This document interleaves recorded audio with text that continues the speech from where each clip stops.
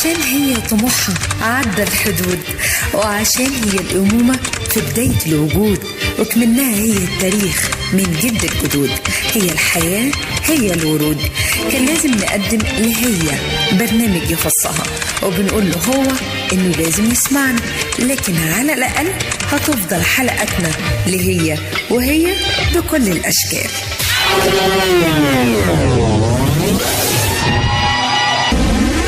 إذاعة القاهرة الكبرى من القاهرة.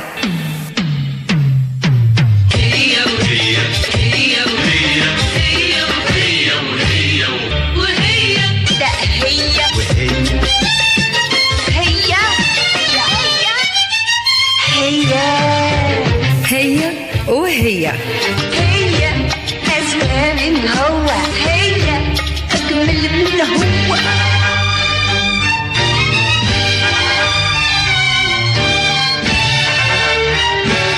فترة إذاعية على الهواء لهي وهي.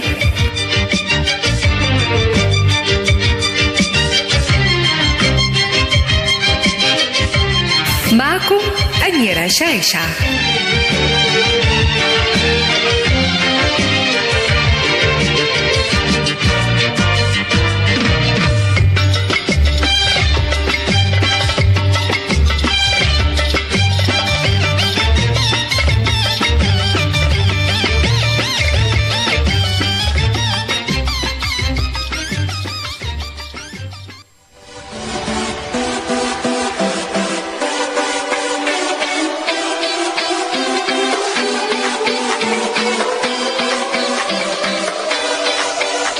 يا مساء الفل على كل المستمعين الكرام في كل مكان في مصر. أهلا بيكم معانا وحلقة جديدة من هي وهي، اللي دايما بنتكلم فيها عن كل الموضوعات اللي بتخص هي، لكن طبعا بنسعد بمشاركات هو. دايما بيشاركنا في كل حلقاتنا وموضوعاتنا المختلفة اللي بيكون شريك فيها مع هي. النهاردة موضوعنا اجتماعي إنساني جميل ومليان حب ومليان مشاعر ومليان عواطف جياشة. يعني احنا النهاردة هنبقى ناس رومانسيين جدا جدا جدا من خلال حلقتنا النهاردة من دلوقتي ولغاية الساعة 8، وهيكون معايا زميلي مهندس الصوت محمد إبراهيم. يلا بسرعة نعرف حلقتنا النهاردة.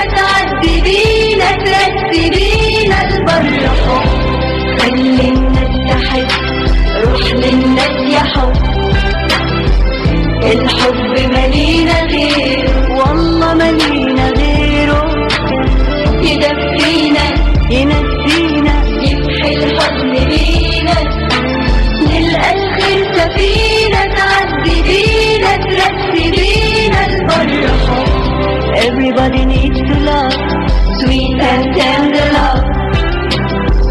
Everybody really needs to feel, oh, needs to feel it. I wanna know, you wanna know, we gotta know. Will we share this love for one? Yes, we'll share all the love together. Everybody needs to love, sweet and tender love. Everybody really needs to feel it, needs to feel it. I wanna know, you wanna know, we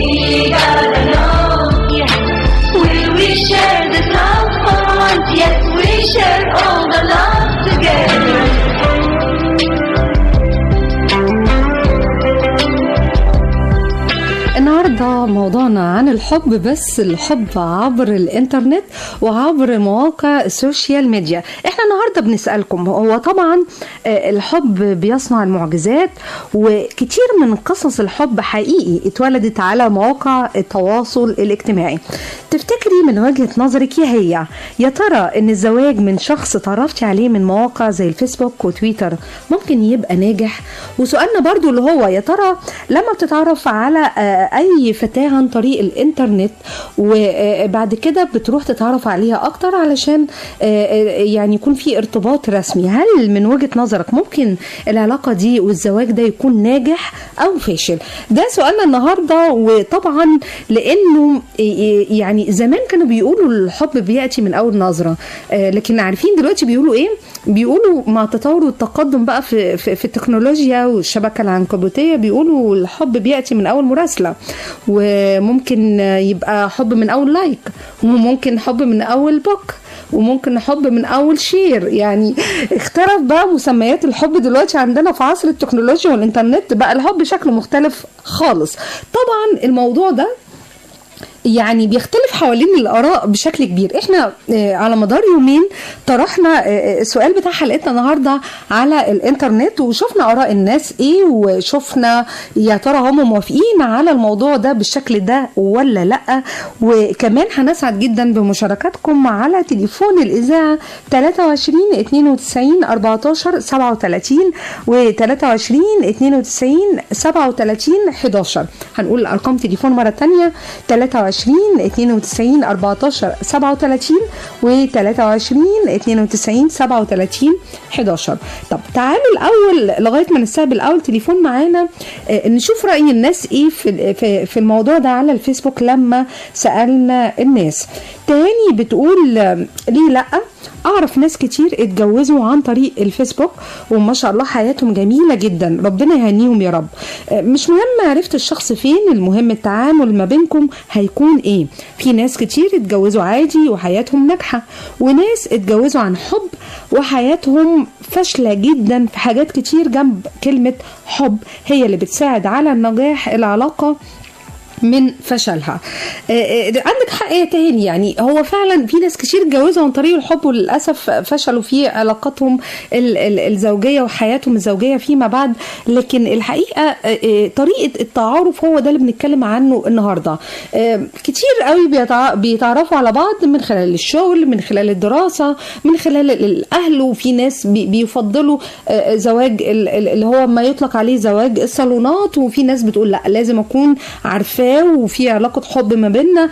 كل دي كان يعني فيها جدل كبير. لكن النهاردة في انترنت، يعني ممكن تكوني بتعلقي عند حد ويبقى في شخص معين بتكتشفي ان هو ليه آراء كويسة جدا، بيبدأ يبقى فيه كلام، فيما بعد بيحصل تعارف اكبر واكبر. يا ترى العلاقة دي بتبقى ناجحة ولا مصيرها الفشل؟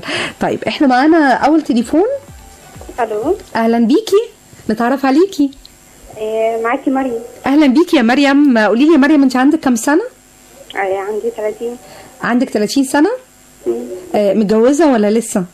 لا متجوزه عن طريق النت.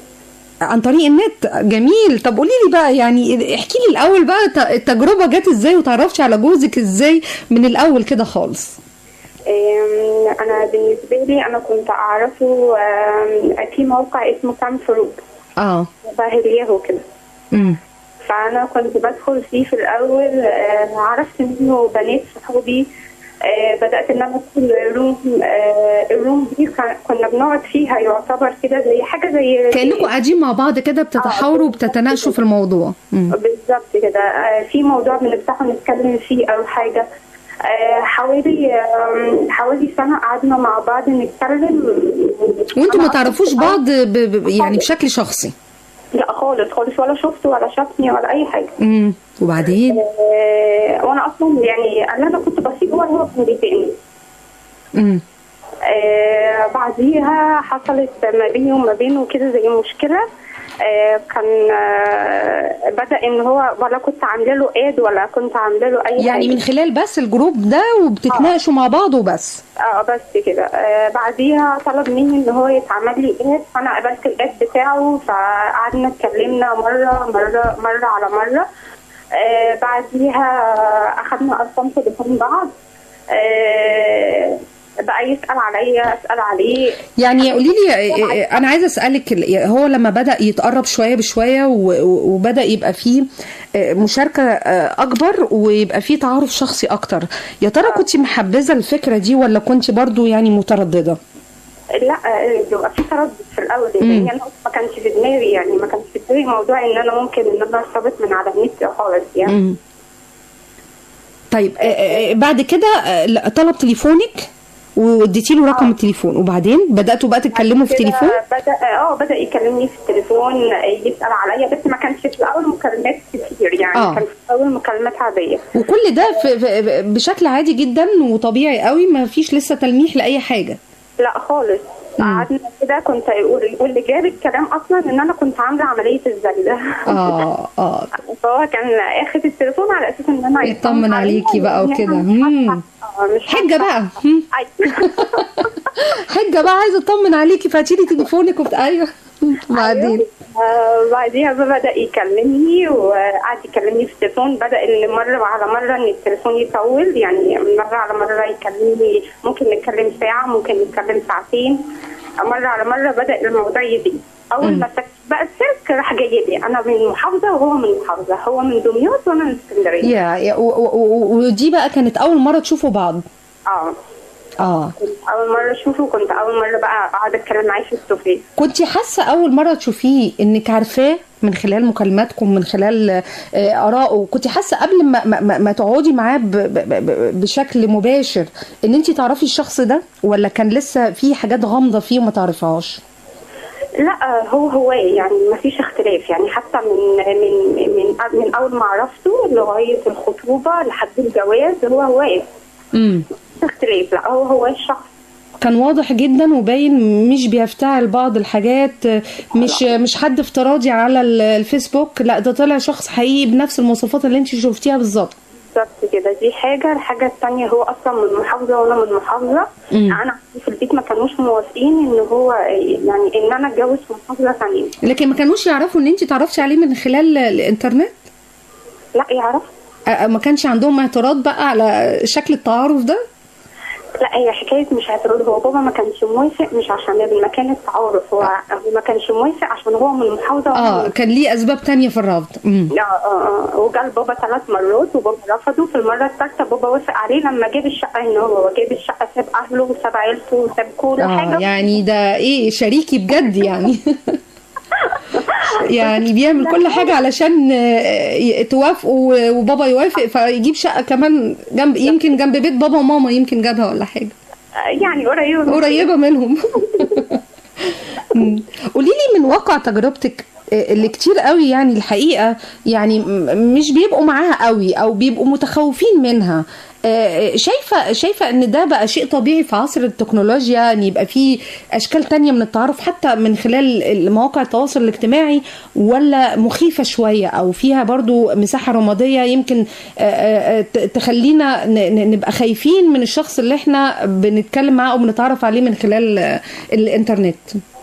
هي بصي، هو الموضوع في الاول ممكن يخوف، ده برضو يعني متوقف على الشخصين، يعني على الشخص ده وعلى الشخص ده، اذا كانوا هما الاثنين صادقين اصلا ولا مش صادقين، بيحوروا على بعض ولا ما بيحوروش على بعض. يعني طب وانت عرفتي منين ان هو صادق؟ بصي، هي مش يعني الافعال هي اللي بتبين.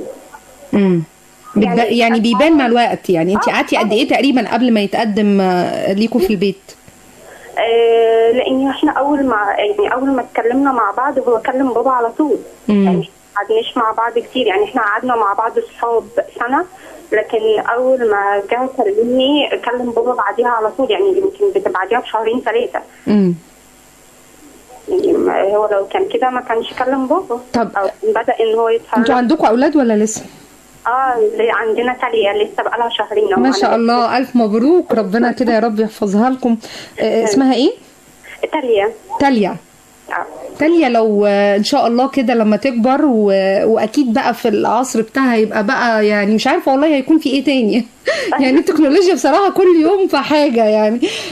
افرضي جت وقالت برضو يا ماما انا تعرفت على شخص من خلال الانترنت وهو عايز يجي يتقدم، يا ترى هيكون رد فعلك ايه او هيكون رايك ايه كأم بقى؟ لا كأم يعني ماشي، يجي ونشوفه ونتكلم معاه ونشوف الدنيا فيها ايه، لان هو اصلا يعني انا ذات نفسي يعني اتجوزت عن طريق كده يعني، او عرفت جوزي عن طريق كده، فليه لا؟ طب بتردي بايه على الانتقادات اللي هي اللي بيقولوها، واللي انت يمكن لو متابعه معانا البرنامج بقيه الحلقه هتسمعيها بنفسك؟ ناس كتير بتنتقد التجربه او التعارف من خلال الانترنت وبيقولوا ده شيء فاشل جدا، لانه كل واحد بيتصنع وبيبقى شخصيه افتراضيه. يعني انا هتكلم من خلال تجربتي، انا ما تصنعتش، هو انا بقول لك هي بتبقى واقفه على الشخص نفسه وطبيعته. ايوه طبيعه الشخص ده كان ايه او ده ايه. يعني احنا هنقول برضو ان كتير جدا بيحوروا فعلا ولا وممكن. طب وليه ما نقولش ان حتى اللي هتتعرفي عليه باي وسيله اخرى وهيجي البيت حتى بما فيها جواز الصالونات ممكن يكون بيحور صح. ما هي مش فارقه المكان فين يعني، تفرق المكان، اذا كان صالون، اذا كان حب، اذا كان معاكي في كليه، معاكي في شغل، مش فارقه بالظبط. انا الحقيقه يا رب كده يهنيكم ببعض، يا رب دايما يحفظكم لبعض، واتمنى لك الحياه السعيده ان شاء الله في حياتك الجايه انت وزوجك وبنتك، ويا رب كده تتواصلي معانا دايما ونسمع صوتك دايما. انا بشكرك جدا وخليكي معانا للاخر. يا حبيبي اهو بقولها بكل اللهجات وبعين والصوت، ولو عايزنا اخترع لك لهجه حبيبي انا جاهز موت. هلبا برشا مرة كتير بالزاف وايد قوي. هلبا برشا مرة كتير بالزاف وايد قوي. انا نبغي ونموت عليك، ربي يخليك على طول. وهلا والله يا بعد عمري، يا محلى الحياة بقربك يا قمري. انا نبغي كوني حلالي ونموت عليك، حبيبة ديالي ربي يخليك على طول. يا هلا والله هلا يا بعد عمري، فديتك يا محلى يا قمر. يا حبيبي اهو بقولها بكل اللهجات وبعين والصوت، ولو عايزنا اخترع لك لهجة حبيبي انا جاهز موت. يا حبيبي اهو بقولها بكل اللهجات وبعين والصوت، ولو عايزنا اخترع لك لهجة حبيبي انا جاهز موت. ونفضل تاني اقولها انا وانت هنبقى حكاية الناس احكيها في كل مكان. تاني اقولها انا وانت هنبقى حكاية الناس احكيها في كل مكان. هلبا برشا مرة كتير بالزاف وايد قوي. هلبا برشا مرة كتير بالزاف وايد.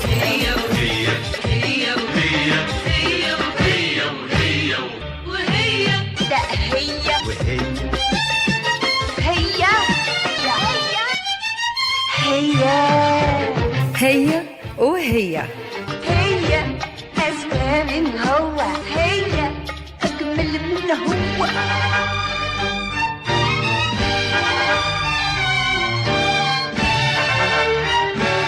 فترة إذاعية على الهواء لهي وهي.